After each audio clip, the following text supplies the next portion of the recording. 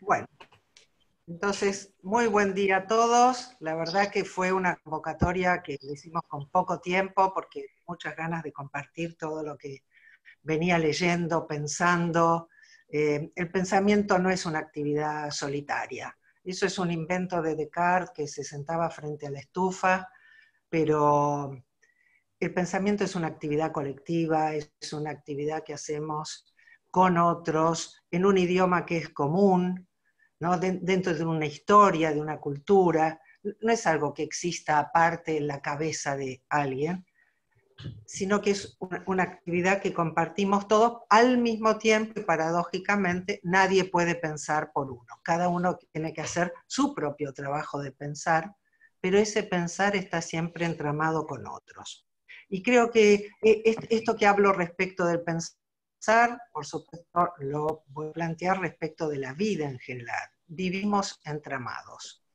Y creo que uno de los elementos que a mí más me preocupa de cómo se está pensando esta pandemia es la metáfora de la guerra. Y por eso quería comenzar alertando sobre el gran peligro que implica pensar la pandemia como una guerra, creer que lo que tenemos que combatir es a un virus, porque esto es parte de la mirada que llevó a que ocurran las pandemias.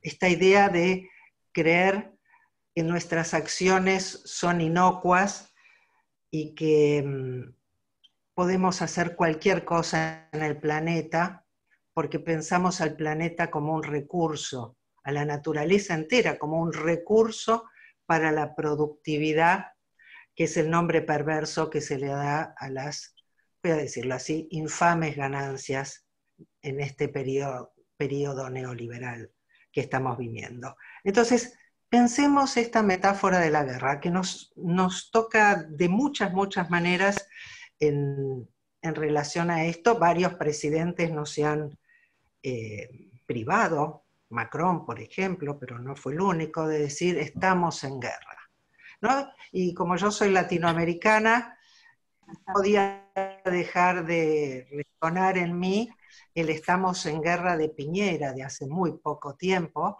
en relación a su pueblo, ¿no? Entonces, si estuviéramos en guerra, bien valdría la pena pensar con quién. Yo prefiero salir de esta metáfora. Y en este sentido creo que es importante dar cuenta que esta metáfora de la guerra nos acompaña a nosotros como civilización, desde Grecia, pasando por los distintos momentos que hemos atravesado, porque es la narrativa central desde la cual se construye la relación con el otro como enemigo, el otro como adversario. En Grecia esto empezó, voy a hacer un breve pasaje por Grecia, parece que ya es una costumbre en nuestra cultura, también está bueno conservar algunas costumbres, mientras vamos cambiando otras. El término barbarie, ¿se acuerdan de civilización o barbarie? Que no es un invento de Cento, por supuesto, sino que es el lema central de la construcción cultural de Occidente. Y el término bárbaro era un término que refería al extranjero que hablaba raro, bla, bla, bla, bla, sonaba una jerga extraña, y era eso, un extranjero que les parecía raro. Pero el término bárbaro cambió de sentido en un momento muy específico. Porfi, apaguen todos los micrófonos. Un momento muy específico que fue la guerra contra Persia. Persia intentó invadir Grecia y los griegos, que eran todas pequeñas ciudades separadas, que consideraba en Atenas a alguien de Tebas, se lo consideraba un extranjero. Eran todas pequeñas ciudades separadas, se unen por el espanto al invasor. Y ahí es donde el término bárbaro cambia de sentido. No para designar ya meramente a alguien que no había nacido en el mismo lugar o que hablaba un idioma extraño, sino para designar a ese absolutamente otro como enemigo. Y hasta el día de hoy, toda nuestra cultura sigue organizando su pensamiento de esta manera, en una oposición radical, dicotómica, entre compartimentos estancos donde el otro no tiene nada que ver conmigo. Y creo que si hay algo importante e interesante tengo yo hoy para decirles, tiene que ver con la necesidad imperiosa de volver a pensar nuestra relación con el otro, con todos los otros, incluso los virus. Porque una de las cosas que me apareció cuando estaba preparando este encuentro es la idea de que esta es la cuarta herida narcisista. Ya no me acuerdo quién fue, pero creo que es bastante conocido que se habla de 3 heridas narcisistas, la de Copérnico, cuando sacó a la Tierra del centro del universo, la de Darwin, cuando dijo que el ser humano descendía de los monos y participaba del árbol evolutivo de la naturaleza toda, la de Freud, que descentró la conciencia para habilitar ese inmenso mundo y riquísimo del inconsciente, y ahora yo diría la cuarta herida es la de el coronavirus, que nos habilita la posibilidad de pensarnos en el contexto todo de la naturaleza como una parte entre partes y ni siquiera como una parte superior, ni privilegiada, ni mejor. La teoría evolutiva de Darwin no tiene un sentido ascendente. Sin embargo, nuestra cultura construyó una narrativa. Es muy importante que todos apaguen los micrófonos porque todos vamos a escuchar mal si alguien lo tiene prendido. Nuestra cultura construyó una narrativa de la evolución con el ser humano en la cima, por arriba de todo e independiente de todo. Entonces, me encantaría que esta cuarta herida narcisista nos invite por fin a empezar a pensar desde la trama de la vida, como parte de la trama de la vida, y entender que el otro también me constituye. Alguien dice que se escucha mal, y es muy probable que se escuche mal porque haya micrófonos encendidos. En este momento yo no puedo desconectar los micrófonos de los demás, así que tiene que hacerlo cada uno, y también podemos aprovecharlo como parte de un aprendizaje colectivo. Tenemos que quitar nuestros dispositivos, tenemos que ser todos responsables, tenemos que entre todos ir haciéndolo, porque aunque yo sea la anfitriona, esta reunión es de todos, y solo va a funcionar si juntos la construimos. Así que, bueno, lo tomamos como parte de este aprendizaje. Entonces, tenemos esta metáfora de la guerra, decía, donde lo que nos mueve es el miedo.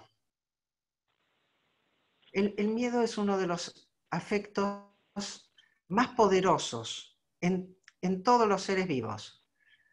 Pero si nosotros quedamos cautivos del miedo, nuestra vida personal y nuestra vida común se empobrecen enormemente. Y en un momento de pandemia creo que es ideal para que intentemos todos juntos ver esas estrategias que nos ayudan a salir de la captura del miedo. No para caer en la locura de la invulnerabilidad, porque esto es lo que ha hecho nuestra cultura. En esta metáfora de la guerra hay ganadores y perdedores. Hay unos que se creen invulnerables y presumen que los derrotados serían los vulnerables. La vida es siempre vulnerable para todos. Es una característica central de la vida su vulnerabilidad. No es una opción a elegir. Entonces, salir de los delirios mesiánicos de la invulnerabilidad nos habilita a entrar a pensarnos en esta trama de la vida de una manera delicada, de una manera que tiene que ver con cómo construimos un mundo en el que quepan todos y podamos convivir unidos más por el amor que por el espanto, como diría Borges. Y en esto quiero también, voy a profundizar más tarde, pero ya quiero alertar contra el peligro del sentimentalismo. Cuando digo unidos por el amor, no quiero decir ciegos a la crueldad. ¿No? En algún lugar, y no puedo evitar, porque siempre la recuerdo con mucho cariño y fue muy importante, María Elena Walsh, en uno de esos tantos momentos duros de nuestra historia argentina, dijo: no hay que confundir la no violencia con estúpidos inofensivos. Tenemos que encontrar una metáfora, una forma de construcción de sentido que no sea la de la guerra, pero que no sea la ilusión absurda de un paraíso sin conflictos. Ese es un poco el desafío que tenemos para transformar esta idea de la civilización y para ver cuánta barbarie hay en ella y construir otros modos de encontrarnos. Entonces, creo que la propuesta más importante que yo tengo para compartir es la de la vida entramada. Entender que la vida es intercambio. Un ser vivo no vive en el vacío. Un ser vivo para vivir necesita imprescindiblemente de nutrientes, tanto como de un espacio donde eliminar sus excreciones. Lo voy a decir de manera fina, pero todos saben lo que estoy hablando. Y la vida es siempre un entrelazamiento del ser vivo en y con su medio, que va cambiando todo el tiempo, porque otro de los absurdos de nuestra cultura es creer que el ser vivo se adapta al medio. El medio del ser vivo es otros elementos que todos se adaptan entre todos. Hay un equilibrio dinámico en la naturaleza entre todos, y no es que uno se tiene que adaptar al otro, sino que todos coevolucionamos y nos adaptamos mutuamente. Sea el que fuera el mundo en que estemos viviendo, es un mundo de una coadaptación y coevolución. Y en eso creo que es para mí clave entender, por un lado, esta idea de que no existe vida sin otro, y no existe yo sin otro, porque otra de las locuras de nuestra cultura es haber convertido nuestra existencia en un sujeto egocentrado. Ese término yo refiere a mi persona. Mi persona es una colectividad, porque soy muchos, como decía el poeta, y es una colectividad que está unida de muchas maneras a los otros en un entrecambio permanente. Lo voy a decir con las palabras de Octavio Paz, que siempre lo dice mejor que yo. Dice: la vida no es de nadie, todos somos la vida. Soy otro cuando soy. Los actos míos son más míos y son también de todos. Para que pueda ser, he de ser otro, salir de mí, buscarme entre los otros que no son si yo no existo, los otros que me dan plena existencia. No soy, no hay yo, siempre somos nosotros. La vida es otra. Creo que con esto podemos ir dando un espíritu, ¿no? La palabra espíritu en el mundo intelectual ha tenido bastante poca valoración, en mi caso no es así. Creo que tenemos que recuperar un espíritu de encuentro, tenemos que recuperar la poesía, y de hecho esta vida entramada surge de otra metáfora que no es la de la guerra, y es una metáfora que podemos llamar la metáfora de la poiesis. Poiesis es un término griego que habla de la producción creativa, de allí viene poesía también. Y esta producción, que es la producción de la naturaleza toda en la cual nosotros estamos inmersos. Y es allí donde aparece más claramente la necesidad de salir de esa metáfora de la guerra para entrar a esta metáfora de una vida entramada, de una vida tensa e intensa. Y quería tomar también, para que esto se vea, cómo esta metáfora de la guerra está en todos los ámbitos. Es muy famosa la cita de Clausewitz, que fue un gran teórico de la guerra, que decía que la guerra es la política continuada por otros medios. Tiempo después, Foucault dio vuelta el aforismo y dijo: la política es la guerra continuada por otros medios. Pero de una forma u otra quedamos dentro de una concepción de la guerra. Y el último lugar, si ustedes lo buscan, está en todas las disciplinas, en todas las áreas. Esta es una metáfora común a todas las culturas. En el otro lugar donde quiero destacarla es que lamentablemente la metáfora de la guerra fue central para una cierta mirada de la inmunología y de la enfermedad. Porque estamos enfrentando una pandemia y una cosa que a mí me preocupa y me disgusta también es que muchos pensadores lo único que han hecho es aprovechar el momento para llevar agua a su molino y nos invitan a conversar sobre la pandemia, pero no aparece por ningún lado, sino que es la repetición de lo que venían diciendo en las últimas décadas.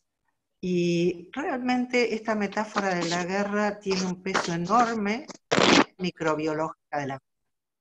La idea de una enfermedad que surge por un ataque externo, donde hay un agente invasor que es un enemigo, fue una idea que se desarrolló a partir de los trabajos de Pasteur, pero no es una idea de Pasteur. La gente en general no tiende a leer a Pasteur. Esto es muy lamentable porque muchos filósofos súper interesantes han hablado de una inmunopolítica.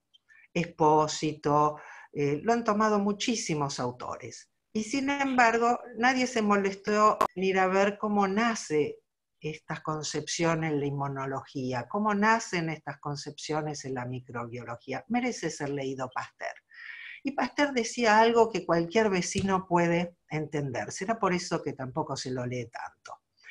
Él decía lo siguiente: efectivamente hay microorganismos que son parte importante de la producción de la enfermedad. No vamos a negar de ninguna manera la existencia y en muchos casos la virulencia de los microorganismos. Pero la enfermedad no tiene una relación causal lineal con el microorganismo. La enfermedad es una relación entre el microorganismo y el huésped. Hay un terreno que facilita o dificulta esa enfermedad. En este momento no habrá coronavirus, espero, en la casa de ninguno de ustedes y tampoco en la mía, pero hay cientos de miles, o de millones, perdón, de millones de microorganismos en este momento en la casa de todos. Y uno de los desastres que ha hecho nuestra cultura es llegar a tales grados de asepsia que cada vez tenemos microorganismos más virulentos contra los cuales no tenemos defensas porque hemos llevado a un grado tan enorme, tanto de asepsia como de exceso de antibióticos, que se rompen los equilibrios entre el cuerpo humano, el cuerpo social y el cuerpo común de la naturaleza. Entonces, pensar que los microorganismos son la causa única de la enfermedad es lo que nos lleva a utilizar esta metáfora de la guerra. Tenemos que combatir al coronavirus. Y no es solo el huésped, no es solo, esto sí en Pasteur sí, pero hoy en muchos pensadores que hablan de una ecología de la salud planetaria, que hay una salud, que es la salud planetaria, donde la salud de cada uno de nosotros parte de esa salud. Y el equilibrio que estamos perdiendo es el de la salud planetaria. Y entonces, para que hoy ¿Alguien tiene prendido el micrófono? Por favor, apáguenlos. Para pensar la relación de salud-enfermedad, no es solo el huésped en sí, porque como el huésped no vive solo, por supuesto que lo que sea que fuera el nivel de defensa que hoy tiene mi organismo, es mío.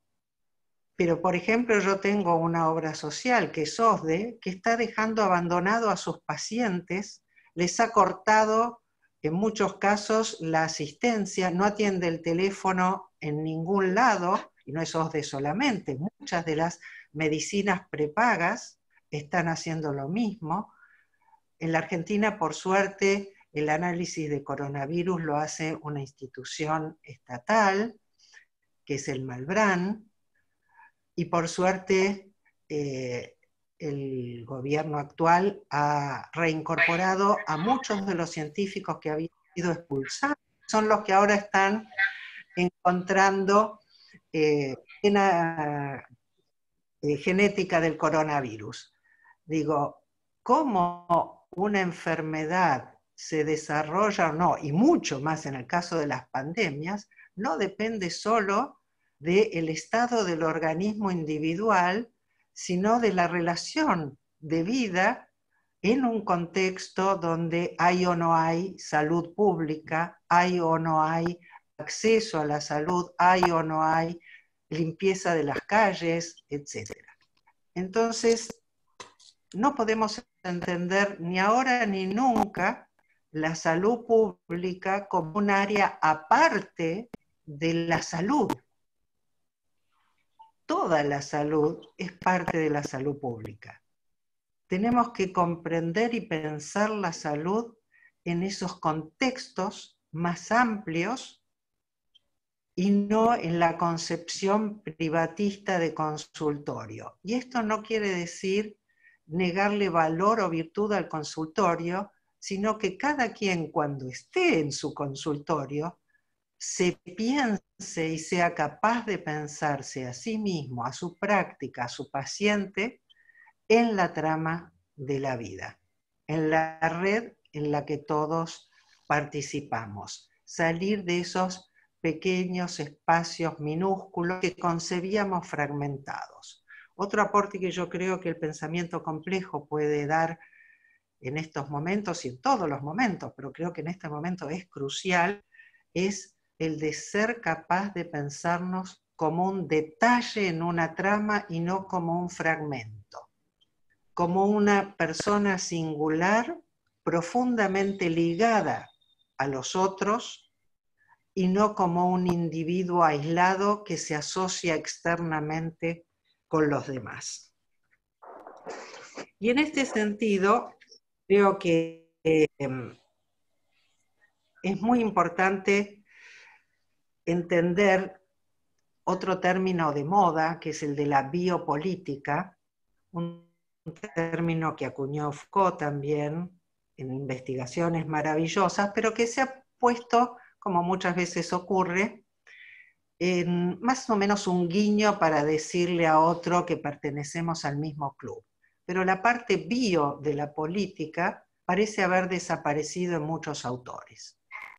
Si queremos pensar una pandemia, tenemos que pensar también cómo originó este coronavirus, de qué modos se expandió este coronavirus, cómo llegamos a concebir esto como una pandemia y a tratarla.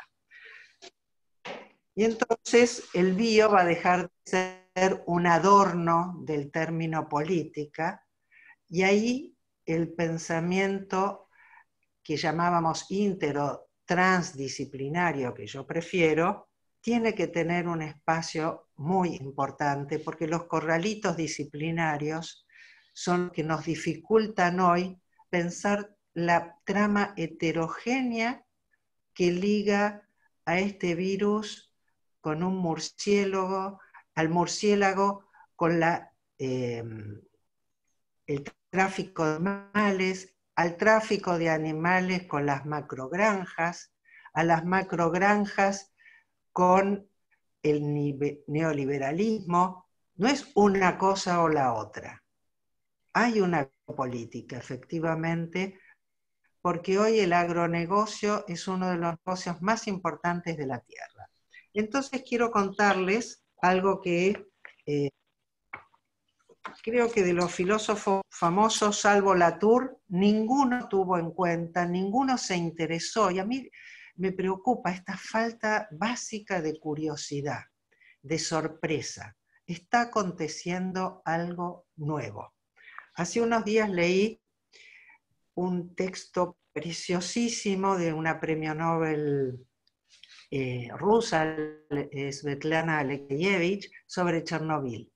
Y ella dice, todo el mundo le dice, ¿por qué no escribe usted sobre Chernobyl? Que usted es de la zona de Chernobyl y todo el mundo está escribiendo. Y ella dice, yo necesito tomarme mi tiempo. Y se tomó bastante tiempo porque precisamente quería ver qué era lo nuevo que aparecía, qué era lo importante que podía compartirse.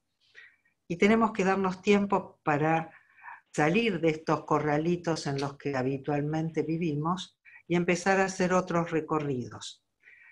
Y apenas uno sale, y una de las cosas lindas que me está pasando con esto de la pandemia, yo hace, no sé, más de 25 años que no leo el diario, no veo televisión, no escucho la radio, solamente en cualquier tipo de medios, aquello que soy capaz de pensar en función de la posibilidad de dar sentido y no de tragarme la agenda de estos sectores.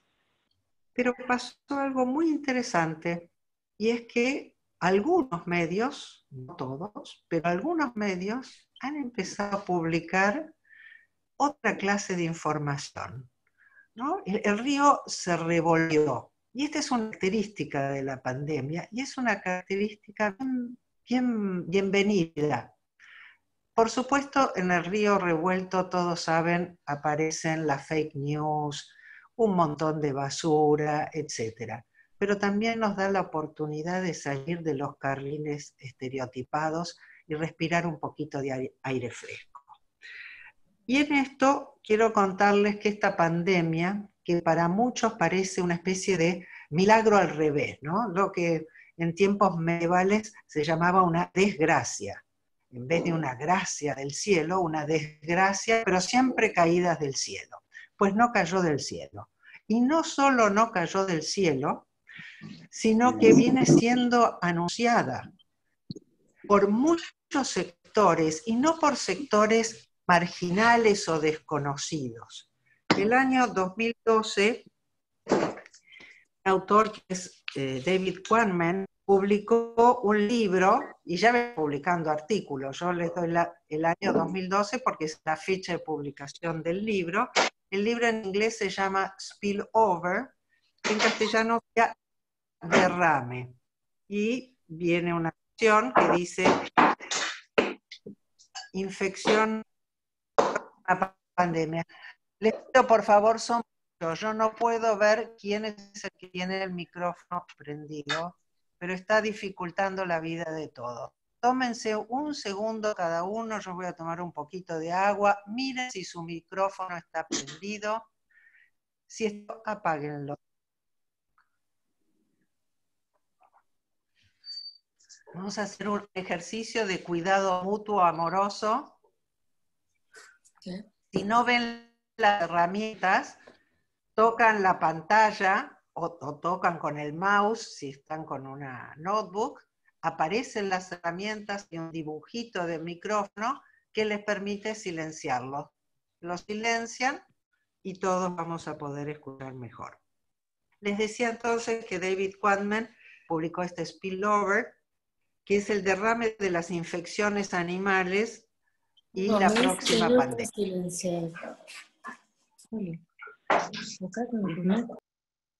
Dicen que Dora tiene el micrófono abierto. Dora, por fin. Es que es muy importante. Problema. ¿Me escuchan? Apaguen los micrófonos. Sí, te escuchamos y por eso te pedimos que apagues los micrófonos. Es que hace rato estoy Vamos a ver, escúchenme. Tengo el micrófono, dice mute. Entonces yo creí que ahí estaba cero. Si lo pongo, pone...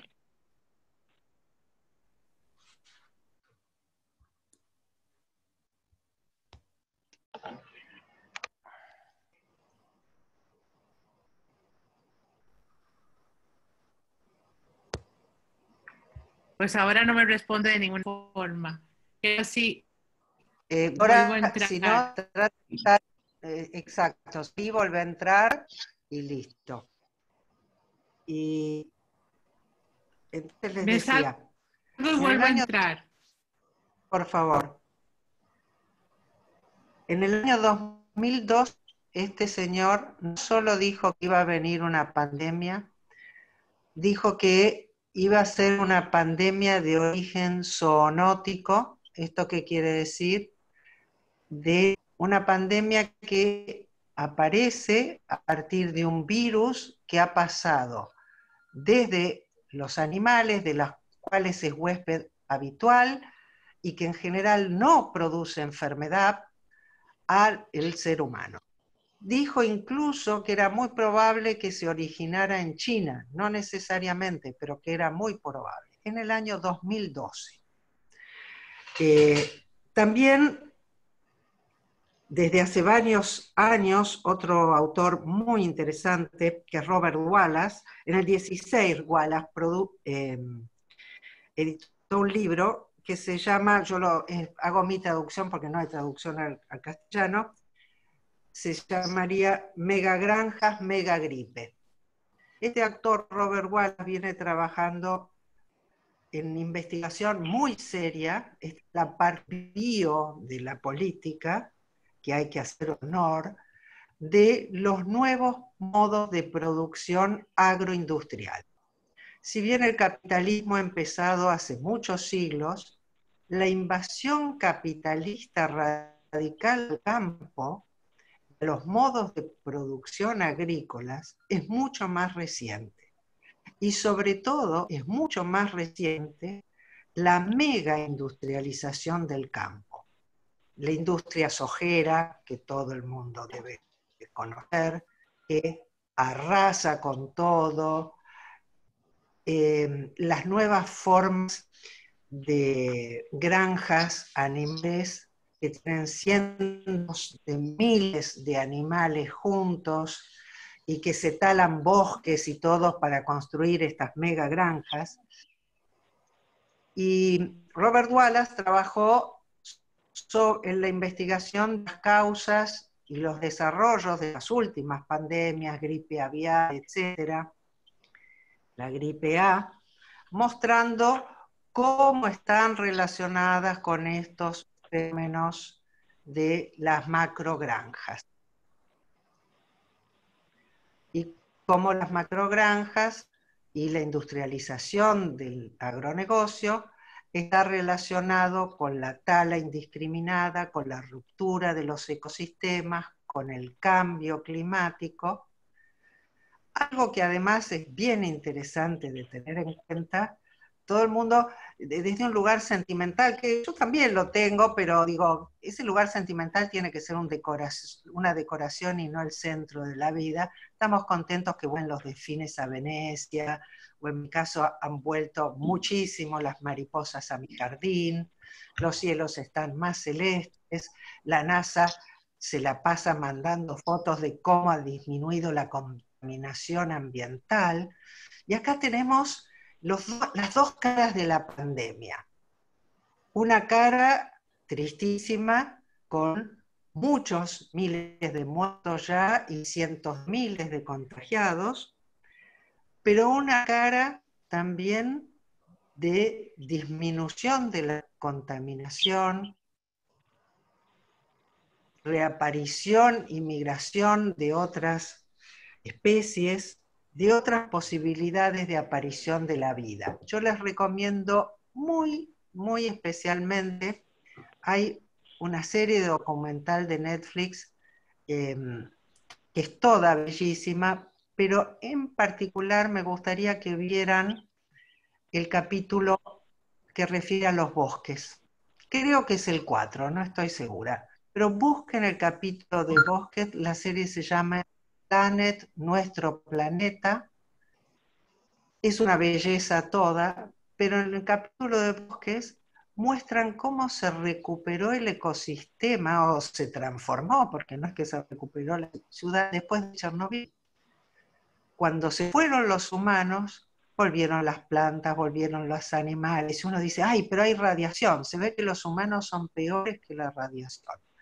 Porque hoy el ecosistema de Chernobyl es un ecosistema vivo, creativo, productivo. Por supuesto que yo, y supongo que ninguno de ustedes, queremos desaparecer como personas ni como especie. Pero para que esto no ocurra tenemos que empezar a respetar y cuidar a las personas y no solo volver a ser un, no me gusta el término contrato natural, pero tomémoslo que tiene historia, un contrato social, sino un contrato natural, como ya hace muchísimos años planteaba Michel Serres. Y más que un contrato, lo que tenemos que hacer es construir un modo de producción colectiva y comunitaria de cuidado de la vida, que nunca es un contrato, sino que es un acuerdo vital, porque contrato es un término muy, muy mercantilista. Y finalmente, dentro de los que venían anunciando a la pandemia, quiero destacar a Dennis Carroll. Alguien lo llama cazador de virus. A mí me encanta cómo los periodistas convierten cualquier cosa en una metáfora guerrera. Lewis Carroll es un... Lewis Carroll era el de Alicia, que a veces es el mundo que nos parece vivir. Dennis Carroll tiene un libro muy interesante en relación a sus invenciones y también es parte de una serie documental de Netflix que se llama Pandemic, How to Prevent an Outbreak. Pandemias, cómo prevenir un estallido. Digo a veces también los términos en inglés porque Netflix es medio loco y si buscas en un idioma encontrás y si buscas en otro no. Merece ser vista la entrevista que le hacen.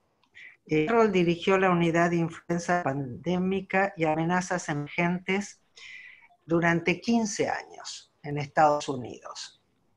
Trump la desfinanció y la cerró. Cuando hablamos hoy de ecología política, tiene que ver con el habernos dado cuenta que la ecología no es el mero ambientalismo y el cuidado de los delfines y las ballenas, que me encanta que sean cuidadas, sino que nos incluye a nosotros como seres humanos y que toda política es una política ecológica, porque toda acción humana afecta a todo el conjunto, como la acción de cualquier otra especie nos está afectando ahora a nosotros. En un artículo, Jordi Carmona decía que ahora nos estamos dando cuenta que la vida es un agente histórico, ¿no? El coronavirus participa hoy de la política humana, no como una entidad pensante que está en los conciliábulos de la política, pero no podemos hacer política hoy sin incluirlo. No podemos pensar la economía sin incluirlo, porque la economía no es algo aparte de la vida, sino que es parte de la vida. Pero nos hicieron creer que era más importante que la vida. Y lo que hoy el coronavirus viene a mostrarnos, y ojalá nos demos cuenta, es que lo que importa siempre, y en primer lugar, es la vida. Por eso creo que nosotros, un aprendizaje posible para hacer con esta pandemia es salir de la locura de la guerra, salir de la megalomanía del crecimiento ilimitado. No es que la economía crece y no podemos parar. Este era el lema, el eslogan neoliberal que recorría el mundo. No se puede parar la máquina, hay que aumentar la productividad. Lo único que importa en cada lugar es la competitividad. La máquina se paró. La máquina se paró.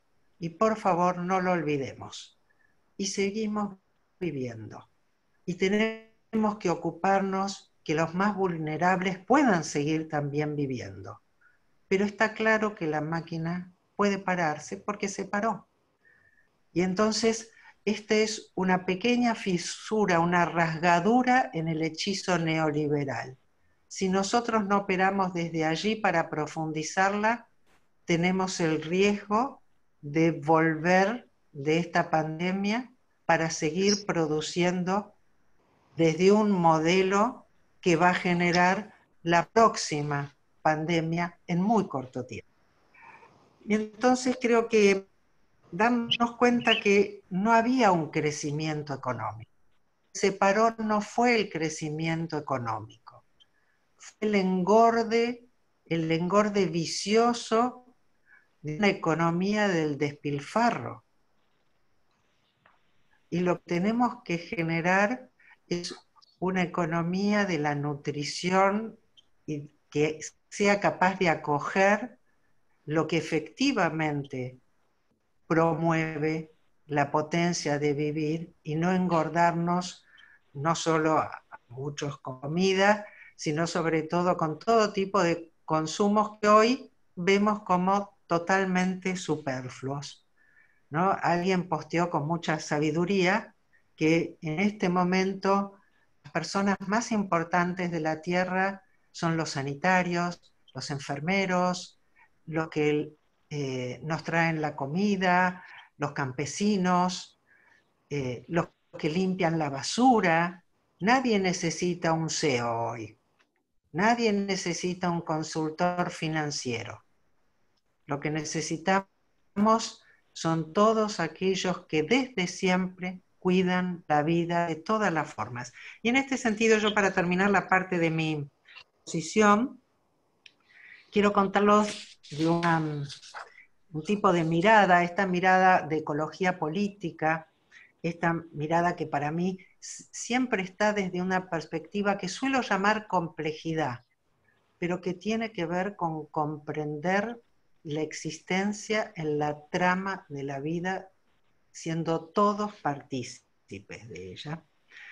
Y desde esta perspectiva, la ecología no es otra ciencia aparte, tiene que ser la mirada compleja en cada una de las producciones que hacemos. Y de esta perspectiva me encontré también con otros desarrollos que considero valiosísimos aportes, no solo para pensar y actuar en estos tiempos de pandemia, sino para no volver a la normalidad después. Y es el aporte de una corriente que se llama cuidadanía, una corriente que nace en el feminismo, cuyo lema es poner en el centro la vida. ¿Y cuál es la relación de los cuidados y la vida? La vida precisa de cuidados. Cualquier ser vivo, cuando llega a la existencia, necesita de un entorno que sea capaz de acogerlo y en el cual su vida pueda prosperar. Entonces, no hay una dicotomía entre cuidado y vida. El cuidado es natural a la vida. Ha sido la cultura moderna la que desvalorizó los cuidados, dejándolos en el ámbito doméstico donde ahora todos estamos y tenemos que aprender a revalorizar también, porque estar en casa no es estar separados. No existe ningún tipo de aislamiento social. No puede haber aislamiento social. En este momento tenemos un aislamiento, algunos lo llaman si quieren físico, yo prefiero decir un aislamiento geográfico. Estamos localizados en un lugar que es nuestra casa, si la tenemos, o en nuestro barrio, si no lo tenemos. Hemos limitado nuestra circulación, lo que ha permitido que otros puedan circular mucho más, como les contaba de las mariposas o los delfines y tantas otros que han empezado a poder circular porque nosotros nos quedamos en casa. Entonces, no hay ningún aislamiento. La perspectiva de cuidados es una perspectiva que nos permite reinventar la ciudadanía. Una vez más, insisto, nunca desde la complejidad pensamos en dicotomías. No se trata de oponer ahora la cuidadanía y en contra de la ciudadanía. Se trata de reinventar una ciudadanía que nazca desde el cuidado, que ponga la vida en el centro. Cuando nosotros vemos cómo se ha expandido esta pandemia, vemos que hoy, por lejos, el país con más contagios y ya con más muertes, no, con muertes creo que todavía no, pero con más contagios sin lugar a dudas es Estados Unidos, y no creo que, si no lo es, muy pronto será el que tenga más muertes, si es que se dignan informar de las muertes. Porque no solo cerró la oficina de investigación de Carroll sobre los virus, sino que también desfinanció completamente la oficina que se ocupaba de la investigación de las pandemias. Entonces, tenemos que volver a pensar la ciudadanía desde la cuidadanía. Tenemos que construir un tipo de organización social que ya no me gusta llamar sociedad. Quiero tal vez terminar con esto. La idea de sociedad nace en la modernidad aplastando a las comunidades. La idea de sociedad, que está ligada a la del contrato, y de paso les explico por qué no me gusta la palabra contrato, supone que cada uno es un individuo radical y absolutamente independiente del otro. Y entonces todas nuestras relaciones con los demás son meras sociedades, es un contrato que hacemos con los otros. Pero esto no es así. No existen los individuos aislados. Toda vida es convivencia y todos estamos entramados, y las formas de entramarnos son formas comunitarias y ecosistémicas, que tienen su tradición, su historia, su forma de vivir y de convivir entre ellas. Entonces, rescatar esta noción de comunidad. Otro de los artículos feministas muy bonitos que leí dice, en casa, pero en comunidad. Y esto nos invita a repensar también esa fábula guerrera de la inmunidad, que ya hace décadas existen corrientes en la inmunología que vienen cuestionando. Los microorganismos no son agentes enemigos. Nuestro cuerpo, hoy lo sabemos mejor que nunca, nuestro cuerpo tiene 10 veces más células de microorganismos que células humanas. A esto se llama el microbioma. Todos los seres vivos hemos estado permanentemente en contacto, en simbiosis, en intercambio y coevolución. Los virus han jugado un rol fundamental en la evolución de todas las especies, incluidas las nuestras. Entonces no es un combate, sino establecer los modos de una convivencia posible entre los que participamos de un ecosistema. Y creo que en este sentido, el pensar la convivencia no desde el sentimentalismo barato que se limita a aplaudir en los balcones. Digo, está divino que se aplaude en los balcones, pero muchos de los que aplauden los balcones después acosan al personal sanitario que vive en su propio edificio. Para salir de la metáfora de la guerra y entrar al pensamiento de la convivencia, tenemos que acoger todos los afectos, pero acogerlos desde el lugar de la importancia y el valor del convivir. Por eso yo creo que tenemos que dejar este sentimentalismo barato y abrir la oportunidad de un pensamiento afectivo que ya no está ligado a aplaudir las acciones de otros, sino a comprender el valor de la salud singular y común, porque no hay salud singular sin salud común. Entonces yo creo que si estas cosas podemos empezar a pensarlas, va a ocurrir, espero que ocurra, que nos demos cuenta, como decían los compañeros chilenos en los maravillosos levantamientos de la Plaza Dignidad, no queremos volver a la normalidad porque la normalidad era el problema. Que podamos en algún momento volver a salir a las calles, pero no a la normalidad. Que salgamos para aprender a construir desde esta mirada cuidadana, a revalorizar este lugar del cuidado mutuo y a emprender la construcción de una sabiduría del convivir, que insisto, no es un paraíso. La convivencia es siempre tensa e intensa. Tenemos que aprender a coger esa adversidad, porque lo que nos llevó a otro como bárbaro fue el temor a lo distinto. Pero al mismo tiempo esto generó una ilusión paradisíaca de lo mismo.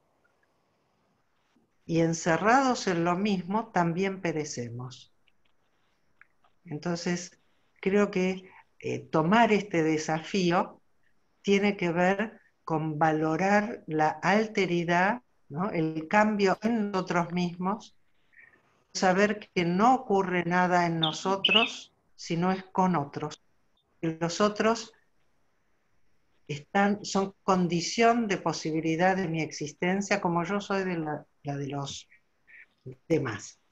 Bueno, les propongo ahora sí abrir a las conversaciones. Les pido solamente un minutito, porque voy a ir al baño, porque la vida tiene este tipo de cosas. Si ustedes quieren, vayan levantando la mano los que tengan preguntas, y entonces yo voy a decir tal cual, y les pido por favor que sean breves en las preguntas, así damos espacio a muchos que quieren participar.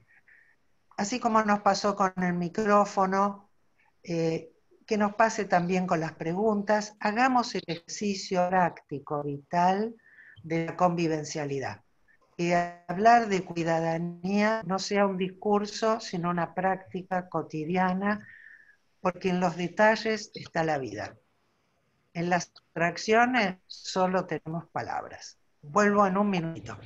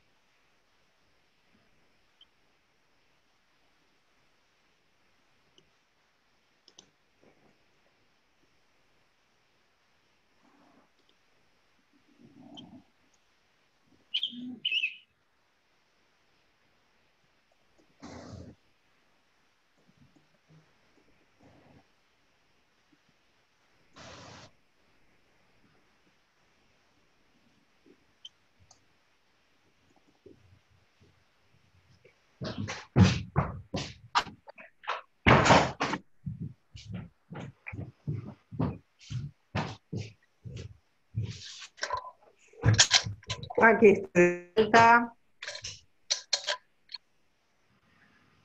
No veo que nadie haya levantado la mano.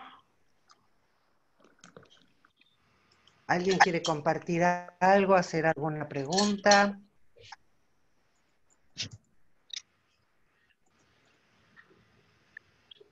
Alejandra. Alejandra, veo Ahí está, que levantó viendo la mano. cómo habilitar el micrófono.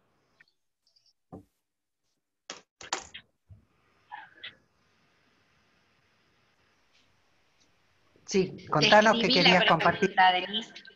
Te escribí la No, pregunta para no hablar mucho.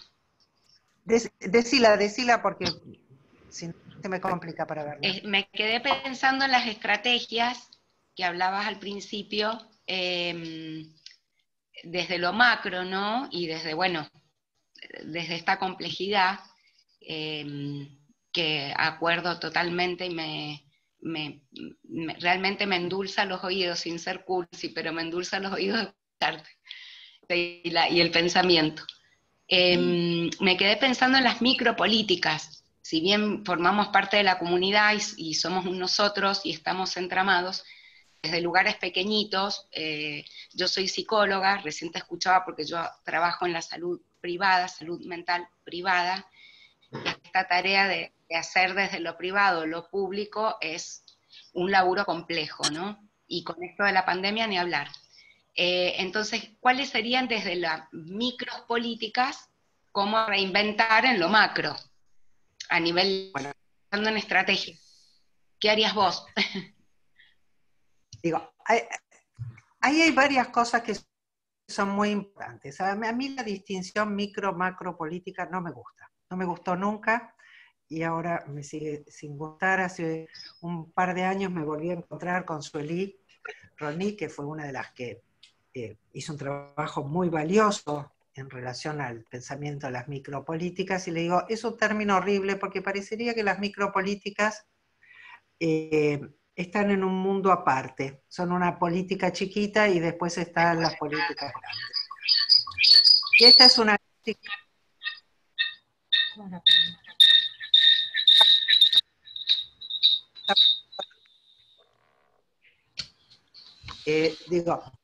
Te voy a contestar de esta manera. Hace unos años, con un amigo que dábamos muchos seminarios, Pedro Longo. Pedro es especialista en el pensamiento de la vida cotidiana. Y cuando Pedro empezaba una conferencia, siempre le decía a la gente, ¿dónde se creen que están ustedes? Suponete, el presidente en este momento también está en una casa, en un lugar, o está en la Casa Rosada, pongamos, pero no importa, en algún lugar reunido con alguna gente, haciendo algunas cosas, no está en un lugar macro que es arriba, aparte, independiente, etc. Entonces, la política es siempre política de la vida, estés donde estés. Lo que cambia es el rango de pensamiento en relación a la acción que vos estás desarrollando. Si vos estás en tu consultorio, estás igual de entramada con la vida que si estás en la Casa Rosada o en el Ministerio de Salud. Si cada uno de los que están en cada lugar encarna un modo de la política desde la cuidadanía, toda la macropolítica, que es nada más que la emergencia de todos estos elementos locales, pero no un lugar aparte de ellos, no hay una trascendencia de lo macro, toda la macropolítica va a cambiar. Una cosa interesante de pensar, digo, y esto es muy interesante en la bibliografía, como yo soy, lo voy a decir en términos que muchos psicólogos acá, que decía Freud, perverso polimorfo. Bueno, yo soy perversa polimorfa para la bibliografía, leo de todo, y por eso puedo entrar en las tramas de muchas maneras, porque no estoy clausurada en un lugar. Y en esto, cuando vos te das cuenta que no hay un lugar de trascendencia. La metáfora de la trascendencia es la que nosotros nos deja cautivos, entonces dicen la orden vino de arriba. ¿Arriba de dónde? ¿no? O una vez fui a un congreso y me dicen, bueno, empezaba tarde porque vino el ministro, llegó tarde, habló el triple de lo que... porque era un ministro. Entonces cuando me quejo, porque yo tenía que irme a hacer otra cosa y no iba a llegar al órgano, me dicen, no, porque el comité, le digo, no me rompas las bolas con el comité. Sos vos. Y si no, traelo al comité acá. No es este lugar, el comité siempre son otros tipos que están ahí y otros y otros. Lo que la pandemia nos dio lugar es habilitar la posibilidad de pensar todas estas narraciones perversas con las cuales organizamos el discurso, de tal manera que es la economía la que sufre. La economía no es una persona. La economía no sufre. La productividad no puede ser un objetivo de la vida. La vida no tiene objetivos, pero sí tiene su modo de producirse, que necesita siempre nutrirse, etc. Pero no tiene el objetivo de la productividad. Lo que tenemos que hacer es nutrir la vida, singular y común. Y uno de los efectos claves es comprender la arquitectura de las redes de dispositivos para ver de qué manera estamos insertas en ellas y de qué manera nosotros podemos construir. Por ejemplo, con lo que vos dijiste, Alejandra, para ser bien específica y honrar tu pregunta,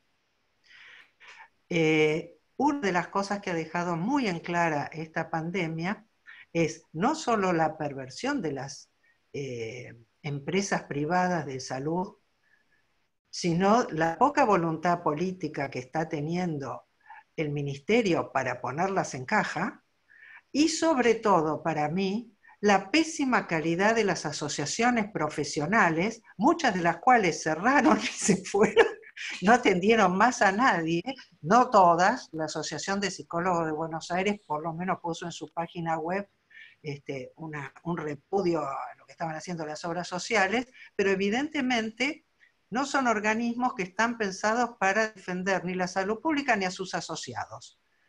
Y esto no es culpa de los dirigentes, no es culpa de nadie pensar en términos de culpa, pero sí es la consecuencia de que los profesionales no habitan su práctica profesional como un quehacer cuidadano y ciudadano. Y entonces el consultorio se concibe como un fragmento y no como un detalle de la trama. Cuando tu consultorio es un detalle de una trama, vos participás activamente en la asociación de psicólogos, participás activamente en la construcción de las políticas públicas de salud a través de ellos o de la universidad o del ámbito en el que te resulte más afín. Yo no le voy a decir a alguien tiene que hacerlo así o asá, ¿no? Los mandamientos dejémoslo para el modelo del control, que siempre está ligado por otra parte a la metáfora de la guerra. Desde el modelo del encuentro, alguno lo hará de la universidad, otro lo hará desde los centros de salud, otro lo hará desde el sindicato, otro lo hará desde otras asociaciones, ¿no? Se ha visto mucho la vitalidad y la amorosidad de muchos colectivos de psicólogos que están atendiendo gratis. Primero, siguen atendiendo a los pacientes que las obras sociales no les están pagando. Segundo, se han ofrecido atender gratis a otros nuevos pacientes. Tercero, han hecho redes maravillosas de apoyo al personal de salud que lo está necesitando desesperadamente. Entonces, hay una vitalidad enorme, pero hay una pésima calidad de las organizaciones de la sociedad civil. Y eso no es micro, ni macro. Lo que sea el conjunto de la sociedad es ese entramado de redes en su vitalidad productiva. María Grieco. María Grieco, ¿qué querés compartirnos? ¿Ahora me escuchan? Sí. Sí. Bueno, yo soy médica, médica clínica, infectóloga y también tengo bastante camino en epidemiología, así que obviamente estoy muy involucrada en muchas de las cosas que han mencionado y me interesó mucho el análisis que has hecho, a pesar de que es una disciplina, la filosofía o esta forma de pensar, que no es lo mío originalmente, pero vengo buscando esas otras explicaciones o formas de entender cosas tan complejas como lo que está pasando, ¿no? Y solo para hacer un comentario o aportar en relación a la definición de salud, y es muy interesante cómo, digo, vos mencionabas la relación en sus orígenes y a Pasteur entre el hombre y el microorganismo, como que había una relación de la cual era el resultante la enfermedad.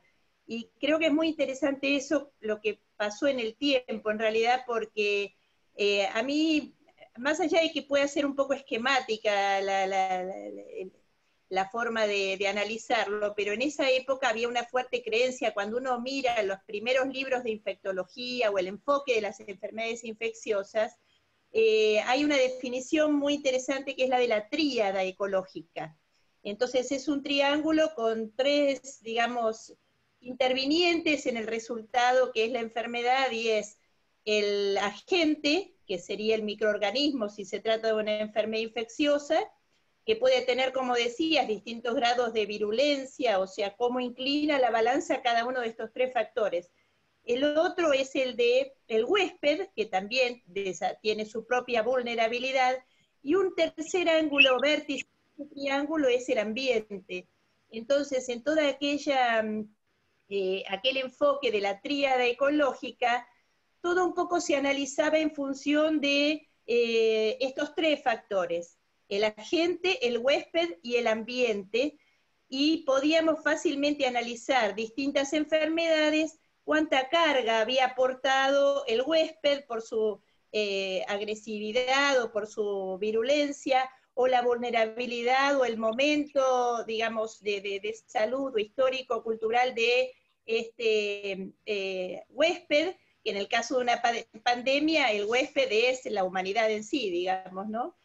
Y el ambiente, indudablemente, de esta manera. Y después, bueno, lamentablemente, o no sé si en un enfoque muy centrado en el hombre como eje del universo, la Organización Mundial de la Salud, que es un organismo político, indudablemente, de la modernidad, también con intereses, pero muy pensado desde el hombre, cambia la definición de salud y centra en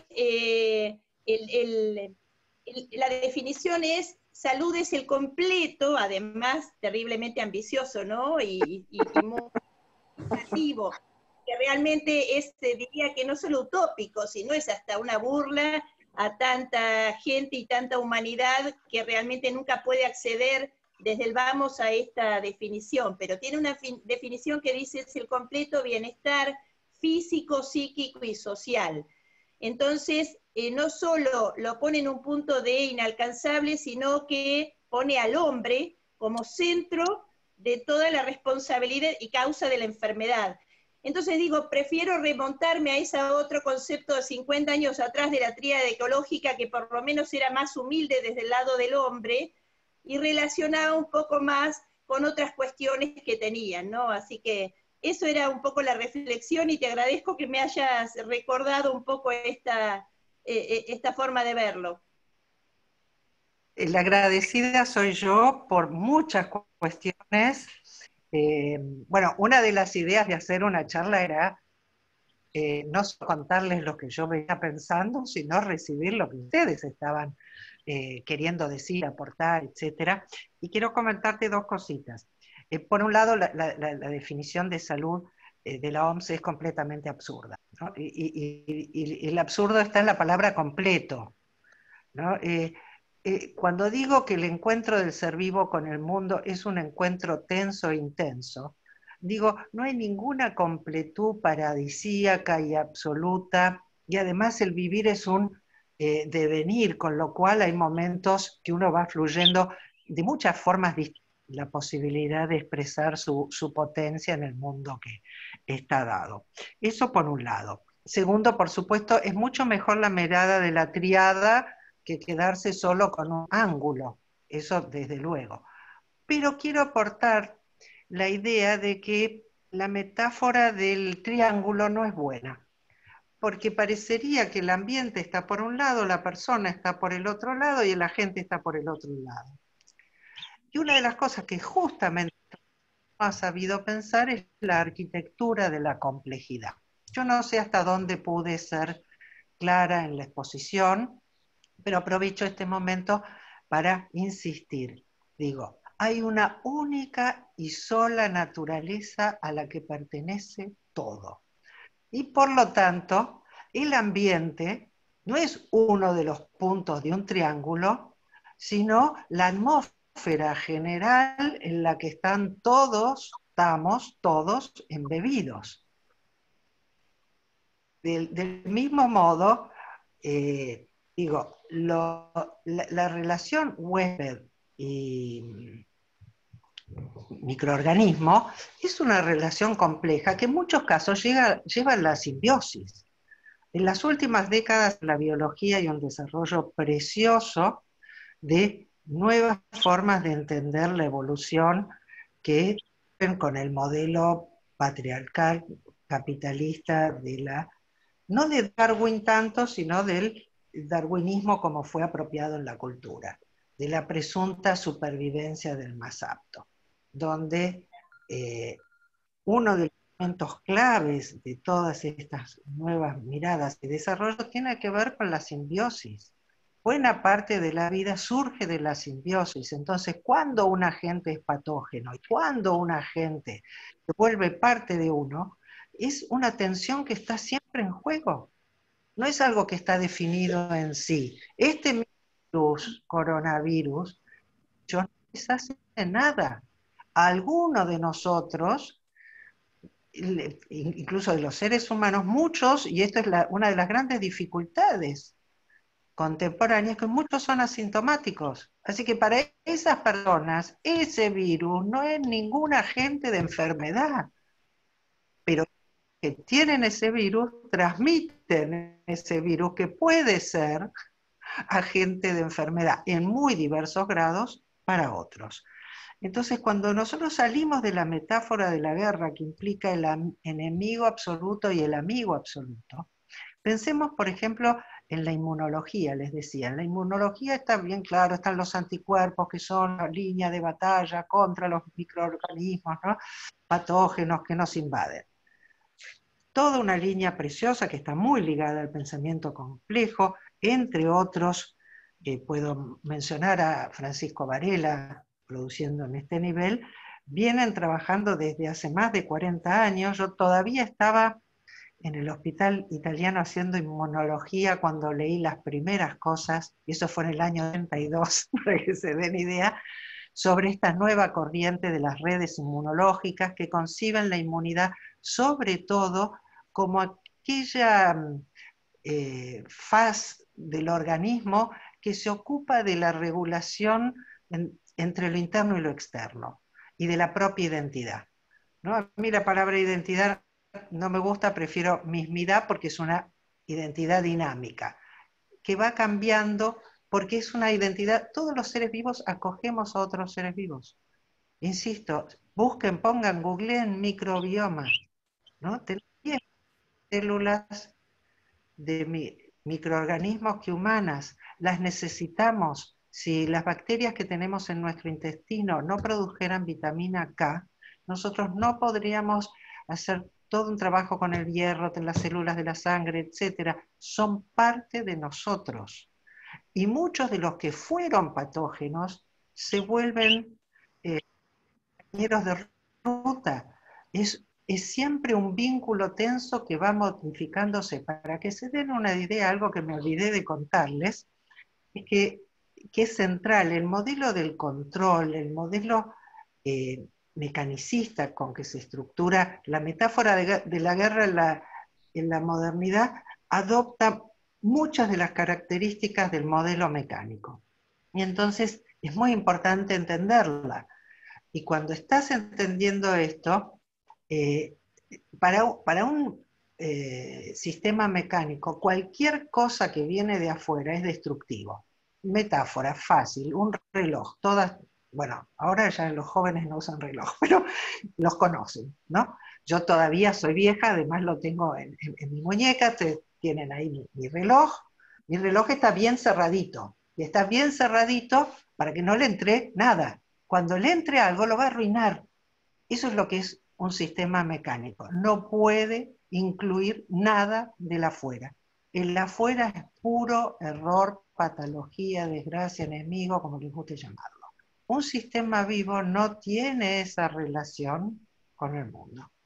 Un sistema vivo está en intercambio con el mundo y el sistema inmunológico está todo el tiempo reconociéndose así como primer lugar para después también saber qué me hace bien potencia de Elías Espinosa y qué me despotencia. Entonces, en la pregunta de María, creo que es súper, no una pregunta, intervención maravillosa, es súper importante que esa tríada no sea un triángulo, es súper importante que empezamos la complejidad en sus formas complejas de producir. Por ahí en algún artículo Morán decía que la naturaleza son sistemas en racimos, agrupados de una manera y otra. Hay una infinidad de formas complejas que nuestro pensamiento de lo claro y distinto termina componiendo en triángulos, rectángulos, pirámides, círculos concéntricos, ¿no? Círculo concéntrico, fíjense, lo micro y lo macro piensa como un círculo concéntrico. La pirámide poblacional, digo, tenemos todo ese tipo de formas que por supuesto son fáciles, y yo los digo, y muchos hacen así porque lo entienden enseguida, pero entender la enorme variedad y diversidad de formas en que los sistemas se encabalgan, se relacionan, producen, se modifican mutuamente, es intervenir en las influencias mutuas. El mecanicismo no puede pensar las influencias porque es un modo de construir mundo y de construir experiencia, ¿no?, basado en la independencia, que repudia la idea de influencia. A tal punto la repudia, influenza es el nombre de la gripe. Influenza es el nombre de la gripe, ¿no? El virus de la influenza. Y empezó así porque en Italia las enfermedades eran influencias de otros que te contagiaban. Nosotros el contagio solo lo podemos pensar cuando estamos desde el modelo mecánico como el enemigo que me invadió. Pero tenemos maravillosos cantantes que nos dicen contamíname. Y en muchos casos uno se encuentra con alguien, Dora, que no está todavía, pero que es una persona que yo quiero muchísimo, unas sonrisas más divinas que he visto en mi vida, y siempre digo, contagiame esa buena onda. Entonces, pensar en el encuentro con el otro desde otro, no, insisto, no quita que hay cretinos, no quita que hay crueldad, no quita que también hay enemigos, pero la construcción de la vida es siempre una tensión en la convivencia. Y lo que favorece y posibilita la vida es el cuidado amoroso, que es precisamente lo que nuestra cultura ha olvidado. Seguro. La una, como siempre, a ver, esperen que hay Mónica.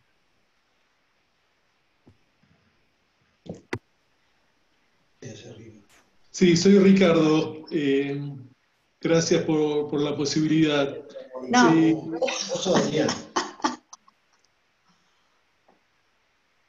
Perdón, ¿era Mónica o era Ricardo? Bueno, Ricardo, está bien. Sí, estoy en la computadora de Mónica. No, perdón, un segundo. Una de las maravillas, digo, en cada modo de la presencia hay otras posibilidades. Un pensamiento ecosistémico nos habilita esto. En este espacio, Ricardo es Mónica. Y todo bien, dale.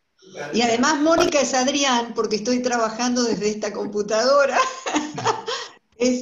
Bueno, adelante Mónica, Ricardo, entonces. Ya silencio, ya silencio. Bueno, mi pregunta, y quería pedirte una reflexión, Soy docente en la Facultad de Económicas, estoy en un seminario optativo en que vemos algunas de estas temáticas.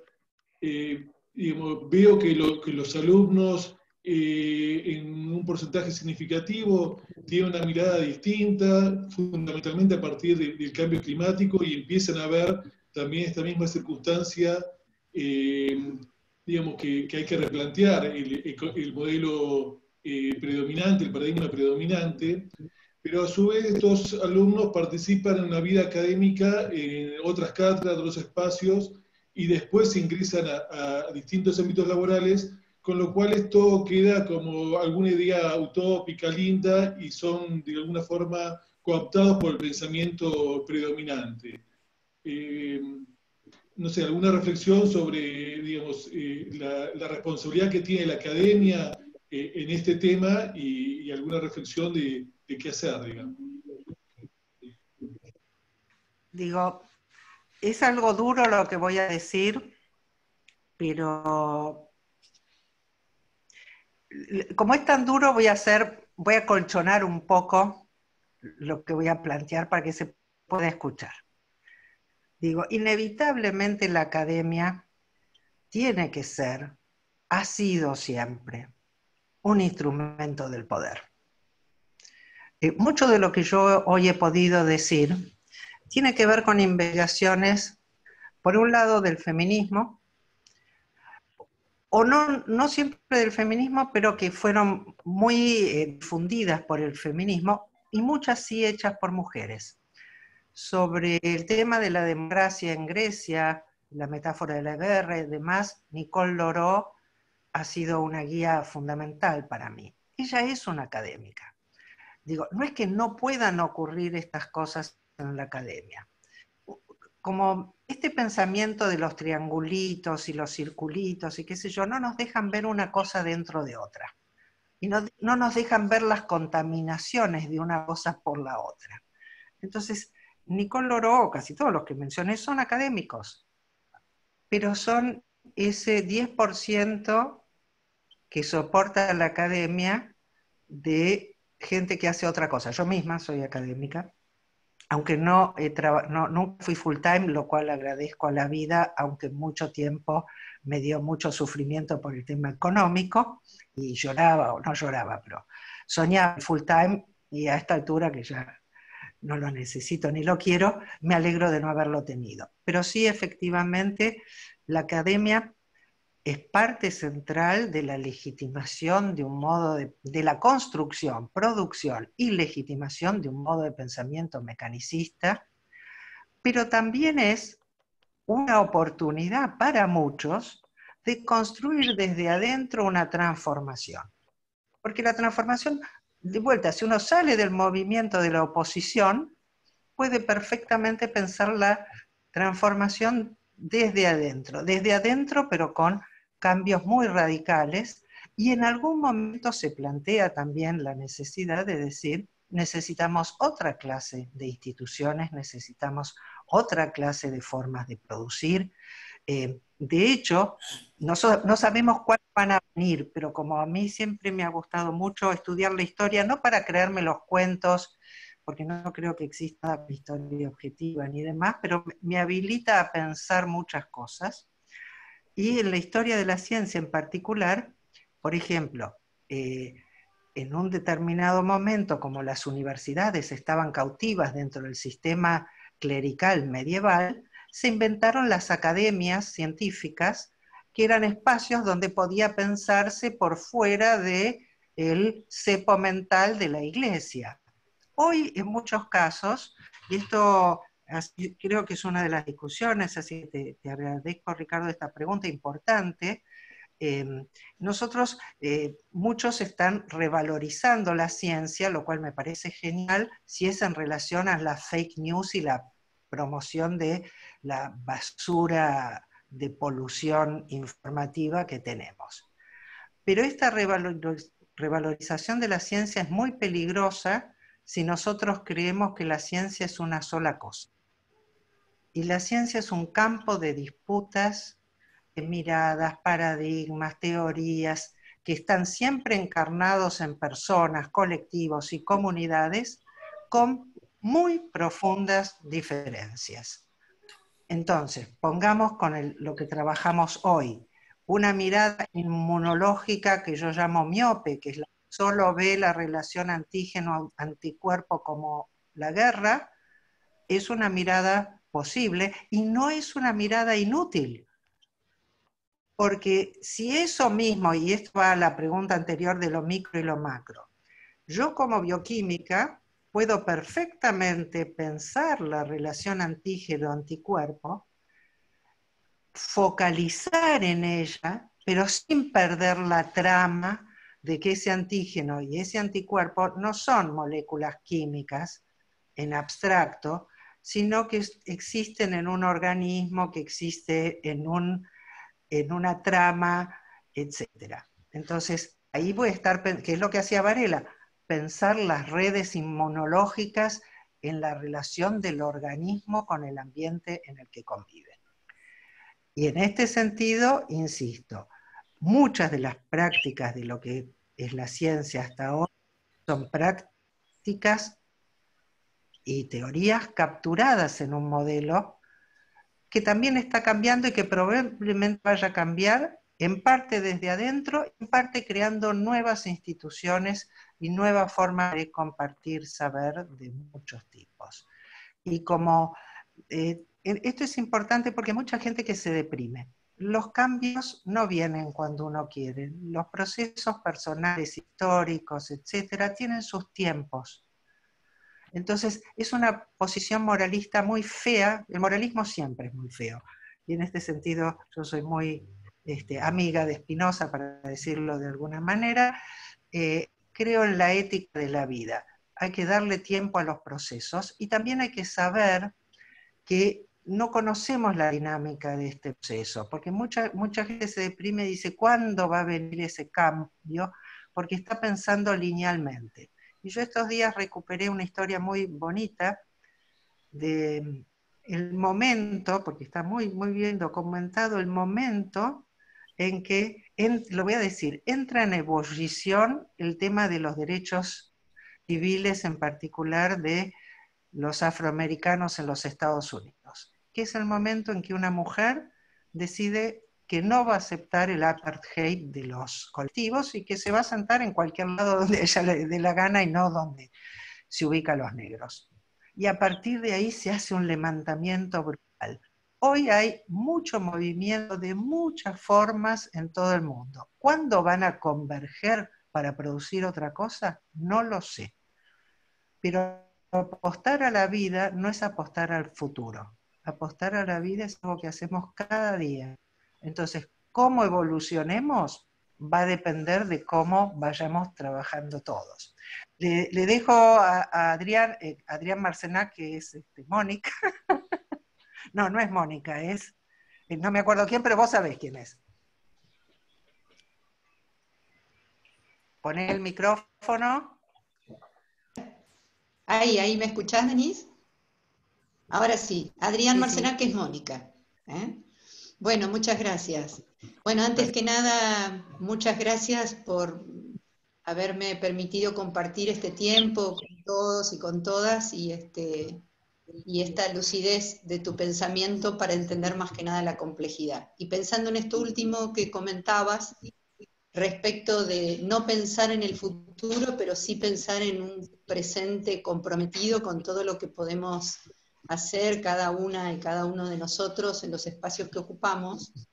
Desde la educación, me interesa particularmente cómo te imaginás que nosotros podríamos colaborar como educadores, de algún modo contribuyendo en estos espacios donde la educación también aparece, sobre todo en los niveles, en el nivel primario, en el nivel secundario, ¿no? Recién Ricardo planteaba en la academia o en la universidad. Yo planteo los niveles primario y secundario o inicial, como quieras. ¿Cómo te imaginás que podríamos aportar para desarrollar capacidades que nos permitan pensar en estos términos más complejos, una vez que volvamos a encontrarnos o a una hora, ¿no? En este tiempo donde estamos encontrándonos de una manera especial a través de todos los recursos tecnológicos. ¿Cómo te imaginás vos eso, Perfecto. nuestro aporte, con la humildad que significa comprender estas cosas y quizá ser partes de un proceso que no vamos a ver ningún cambio importante en el corto plazo, ¿no? Pero ¿cómo te imaginás que podríamos ser, no quiero ni usar la palabra útiles, ¿no? Pero sí por lo menos más... Sí, no, me encanta la palabra útiles, me parece muy valiosa y hay que sacársela al utilitarismo. Hay que bueno, volver entonces a tomala pensar así. el valor no utilitario. Sí, sí. Digo, un par de cosas que son importantes. Digo, una cosa, ¿cuándo va a producirse una transformación importante en un sentido que nos guste? No lo sé, pero no sé si es cerca o lejos. Una vez que uno rompe con la linealidad, lo único que sabe es que no sabe cómo va a ser la dinámica de esa transformación.